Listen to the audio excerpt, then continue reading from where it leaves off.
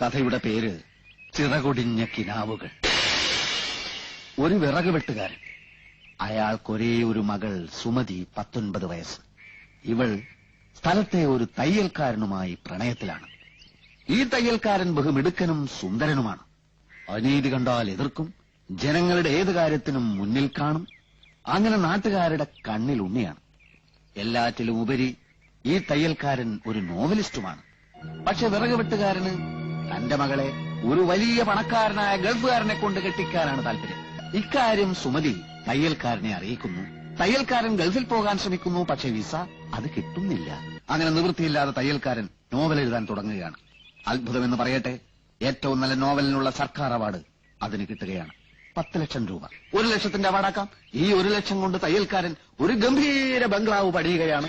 തനിക്ക് തന്റെ പ്രാണപ്രേയസിയോടൊത്ത് താമസിക്കാനാണ് തയ്യൽക്കാരൻ ബംഗ്ലാവ് പണിയുന്നത്.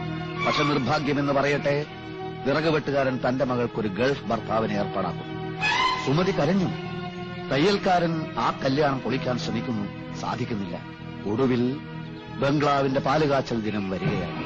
അന്ന് തന്നെയാണ് സുമതിയും ഗൾഫുകാരനുമായുള്ള വിവാഹം. അവിടെ കല്യാണ വാദ്യഘോഷങ്ങൾ, ഇവിടെ പാലുകാച്ചൽ. പാലുകാച്ചൽ കല്യാണം, കല്യാണം പാലുകാച്ചൽ, കല്യാണം പാലുകാച്ചൽ. അവിടെ സുമതിയുടെ കഴുത്തിൽ താലി വീഴുന്ന സമയത്ത് ഇവിടെ കാച്ചിയ പാലിൽ വിഷം കലക്കി കുടിച്ച് തയ്യൽക്കാരൻ പിടയുകയാണ്. പക്ഷെ താലി കെട്ടുന്നില്ല. സുമതി ഓടി. തയ്യൽക്കാരൻ മരിച്ചില്ല. ആശുപത്രിയിലായി. ഡോക്ടർമാർ ഓപ്പറേഷൻ, ഓപ്പറേഷൻ, ഡോക്ടർമാർ ഓപ്പറേഷൻ, ഓപ്പറേഷൻ, ഡോക്ടർമാർ.